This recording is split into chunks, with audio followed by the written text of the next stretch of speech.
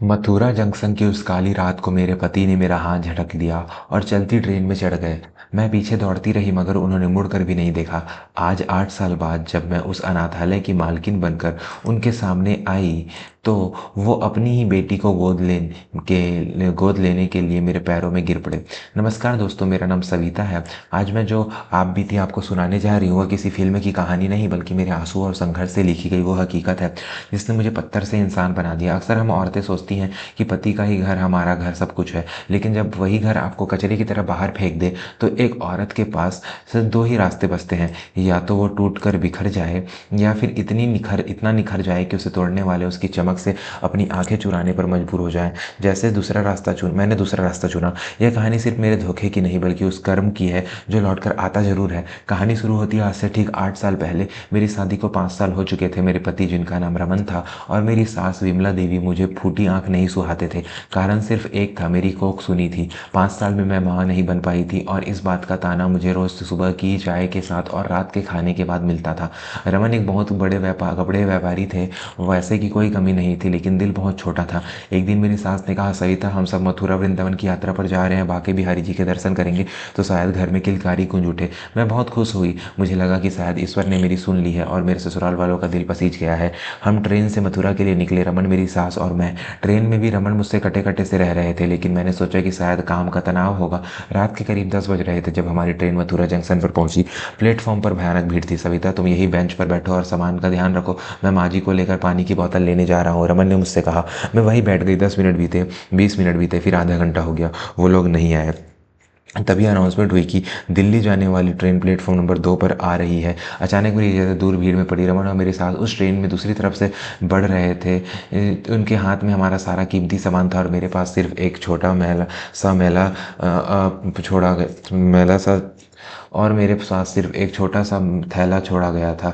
मेरा दिल जोर से धड़का। मैं भीड़ को चीरती हुई उनकी तरफ भागी। रमन, माँ जी, मैं यहाँ हूँ, आप लोग गलत ट्रेन में तरफ जा रहे हैं, मैं चिल्लाई। रमन ने मेरी आवाज़ सुनी। उन्होंने मुड़कर मुझे देखा। उनकी आंखों में कोई घबराहट नहीं थी बल्कि एक अजीब सी क्रूरता थी। ट्रेन चल पड़ी थी। रमन ने अपनी माँ का हाथ पकड़कर उन्हें बोगी में चढ़ाया और खुद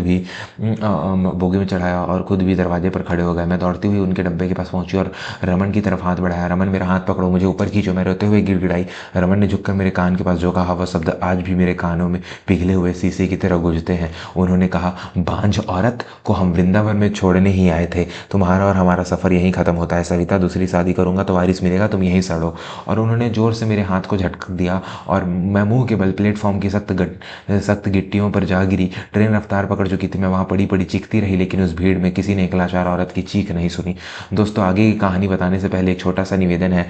अगर आपको लगता है कि समाज में औरतों के साथ होने वाले ऐसे अन्याय के खिलाफ आवाज उठानी चाहिए तो अभी नीचे तरह सब्सक्राइब बटन को दबाएं। आपका एक क्लिक ऐसी हजारों कहानियों को लोगों तक पहुंचाने में मेरी मदद करेगा। उस रात मैं मरुथुरा स्टेशन के एक कोने में सिमट कर सारी रात सोती रही। मेरे पास न पैसे थे, न मोबाइल, और न ही वापस मायके जाने की हिम्मत। मेरे माता पिता का देहांत बहुत पहले हो चुका था और भाई भाभी मुझे बोझ समझते थे। मैं जानती थी कि अगर मैं वापस गई तो समाज मुझे ही दोषी ठहराएगा। अगले 2 दिन मैंने स्टेशन पर ही भीख मांगकर गुजारे। भूख क्या होती है यह मुझे उस दिन समझ आया। तीसरे दिन मैं बेहोश होकर एक मंदिर की सीढ़ियों पर गिर पड़ी। जब मेरी आंख खुली तो मैंने खुद को एक पुराने से कमरे में पाया।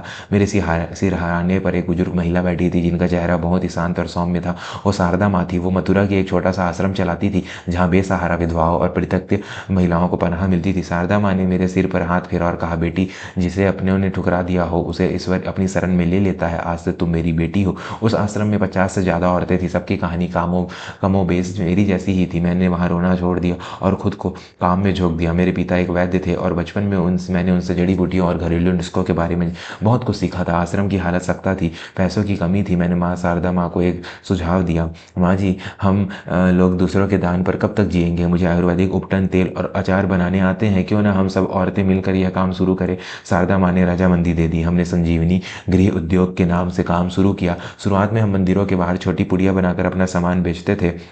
मेरा बनाया हुआ जोड़ों का दर्द का तेल और शुद्ध आम का अचार लोगों को इतना पसंद आया कि मांग बढ़ने लगी। मैं दिन रात मेहनत करती, सुबह 4 बजे उठकर जड़ी बूटियां कुटती, फिर दिन भर मार्केटिंग के लिए बाजार में घूमती। वक्त बीतता गया। 1 साल, 2 साल, 5 साल, हमारी मेहनत रंग लाई। हमारा छोटा सा गृह उद्योग अब एक बड़ी फैक्ट्री बन चुका था। मैंने अपनी कमाई से उस आश्रम को एक बड़े ट्रस्ट में बदल दिया था। अब वहाँ सिर्फ बेसहारा औरतें ही नहीं रहती थी बल्कि हमने एक अनाथालय भी खोल लिया था जहाँ लावारिस बच्चों को पाला जाता था। शहर में मेरी पहचान एक सविता देदी के नाम से थी, एक समाज सेवी और सफल बिजनेस वूमन। लेकिन नियति को कुछ और ही मंजूर था। कहते हैं ना, ऊपर वाले की लाठी में आवाज़ नहीं होती। 8 साल बीत चुके थे, मैं अब ट्रस्ट की मुख्य ट्रस्टी थी। एक दिन हमारे यहाँ अनाथालय में एक बहुत बड़ा आयोजन था। हम कुछ बच्चों को गोद लेने, एडॉप्शन के लिए योग्य परिवारों को बुला रहे थे। यह एक बहुत सख्त प्रक्रिया थी और अंतिम फैसला मेरे ही दस्तखत से होना था। सुबह से ही ऑफिस में गहमा-गहमी थी। मेरा असिस्टेंट ने आकर बताया, मैडम एक परिवार दिल्ली से आया है, वो लोग बहुत समय से बच्चा गोद लेने की कोशिश कर रहे हैं, लेकिन उनकी फाइल कई जगह रिजेक्ट हो चुकी है। वो पर्सनली आपसे मिलना चाहते हैं। कह रहे हैं कि वो बहुत बड़े व्यापारी थे, लेकिन अब दिवालिया होने के कगार पर हैं और एक वारिस चाहिए जो किस्मत बदल सके। वारिस शब्द सुनते ही मेरे कान खड़े हो गए। मुझे अपना यतीत याद आ गया। मैंने कहा, उन्हें अंदर भेजो। दरवाज़ा खुला और 3 लोग अंदर आए। एक बूढ़ी औरत जो लाठी के सहारे चल रही थी, एक अधेड़ उम्र का आदमी जिसके बाल अब सफ़ेद हो चुके थे और चेहरे पर धुर्रियाँ थी, और साथ में एक बदमिजाज सी दिखने वाली औरत। जैसे ही मेरी नज़र उस आदमी पर पड़ी, मेरे हाथ से पेन छूट गया। वो रमन थे और वो बूढ़ी औरत मेरी सास विमला देवी थी। वो तीसरी औरत रमन की दूसरी पत्नी होगी। वक्त के उनके साथ क्या किया था यह उनके कपड़ों और झुके हुए कंधों ने साफ दिख रहा था। रमन जो कभी अकड़ कर रहते थे, आज बहुत लाचार दिख रहे थे। उन्होंने मुझे नहीं पहचाना, क्योंकि मैंने अपना हुलिया पूरी तरह बदल लिया था। मैं अब साड़ी नहीं बल्कि एक सोबर सादी खादी का कुर्ता और चश्मा पहनती थी। रमन ने हाथ जोड़ते हुए कहा, मैडम मेरा नाम रमन है, हम बहुत मुसीबत में हैं। मेरी दूसरी पत्नी से भी हमें कोई संतान नहीं हुई। जिससे ने कहा कि अगर हम किसी अनाथ बच्ची को गोद लेकर उसकी सेवा करेंगे तो हमारे दिन फिर आएंगे। सुना है आपके आश्रम के नियम बहुत सख्त है, लेकिन हम अच्छे घर से हैं, बस अभी वक्त थोड़ा ख़राब है, कृपया हमारी अर्जी मंजूर कर लीजिए। मैं खामोश रही, मैं उन्हें बस देखती रही। मेरी सास जो कभी मुझे पानी का गिलास देने में भी नखरे करती थी, आज एक कुर्सी के लिए तरस रही थी। मैंने अपने असिस्टेंट से पानी मंगाया और रमन की ओर बढ़ाते हुए कहा, मिस्टर रमन, आप बच्चा गोद लेना चाहते हैं या अपनी किस्मत बदलने के लिए एक खिलौना ढूंढ रहे हैं? मेरी आवाज़ सुनकर रमन चौंक गए। उन्होंने गौर से मेरा चेहरा देखा। उनकी आंखों में एक पहचान की चमक उभरी और फिर तुरंत ही भय में बदल गई। मेरी सांस भी मुझे घूरने लगी। सविता, मेरी सांस के मुंह से एक मरी हुई सी आवाज़ निकली। मैंने अपना चश्मा उतारा और कुर्सी से खड़ी हो गई। जी हाँ, सविता, वही बाज औरत जिसे आपने 8 साल पहले मथुरा स्टेशन की भीड़ में मरने के लिए छोड़ दिया था, वही बोझ जिसे उतार कर आप वारिस की तलाश में निकले थे। कमरे में सन्नाटा छा गया। रमन के चेहरे से जैसे खून ही उड़ गया हो। वो कांपने लगे। उनकी दूसरी पत्नी ने हैरान होकर रमन की ओर देखा। ये क्या कह रही है? ये आपकी पहली पत्नी है? आपने तो कहा था वो मर चुकी है। मैंने हंसते हुए कहा, मरी नहीं थी, मार दी गई थी उसी दिन जब तुम्हारे पति ने मेरा हाथ झटक दिया था। लेकिन देखो, आज मैं जिंदा हूँ, और इतनी जिंदा हूँ कि जिस बच्चे की भीख तुम लोग मांग रहे हो उसका भविष्य अब मेरे हाथ में है। रमन मेरे पैरों में गिर पड़ा। वो फूट फूट कर रोने लगे। सविता, मुझे माफ़ कर दो, मैंने बहुत बड़ा पाप किया। तुमने सही कहा था, वो मेरा कर्म था। इस दूसरी औरत से शादी करके मुझे ना सुख मिला ना औलाद। इसने मेरी सारी दौलत जुए और सट्टे में उड़ा दी। आज हम दाने दाने को मोहताज हैं। माँ को लकवा मार गया। हम सोचते थे कि कोई बच्चा आ जाएगा तो घर में रौनक आएगी। मुझे नहीं पता था कि तुम यहाँ इतनी बड़ी। दोस्तों, कहानी अपने सबसे अहम मोड़ पर है। क्या मुझे उन्हें माफ़ करना चाहिए था या उन्हें धक्के मारकर निकाल देना चाहिए था? आगे जानने से पहले अगर आप भी मानते हैं कि कर्मों का फल यही मिलता है तो वीडियो को लाइक जरूर करें और कमेंट में जय श्री कृष्ण लिखें। रमन मेरे पैरों पर सिर पटक रहे थे। मेरी सास भी हाथ जोड़कर रो रही थी। बेटी, हम नर्क भोग रहे हैं, हमें माफ़ कर दो। हमें पता था कि लक्ष्मी को घर से निकाल कर हम दरिद्रता को ले आए हैं। लेकिन मेरा मन किया कि मैं उनसे कहूं कि चले जाओ यहाँ से। लेकिन तभी मेरी नज़र उस बच्ची की तस्वीर पर पड़ी जिसे वो गोद लेना चाहते थे। वो मुन्नी थी, हमारे आश्रम की सबसे प्यारी बच्ची। मैं जानती थी कि ये लोग उसे प्यार नहीं देंगे, बल्कि उसे अपने स्वार्थ के लिए इस्तेमाल करेंगे, जैसे मुझे किया था। मैंने रमन से अपने पैर पीछे किए, खींच लिए और कड़े शब्दों में कहा, रमन बाबू उठिए, यहाँ तमाशा मत कीजिए। यह आश्रम है, आपका घर नहीं, जहाँ आप औरतों का अपमान करें या उनके पैरों में गिरें अपनी सुविधा के अनुसार।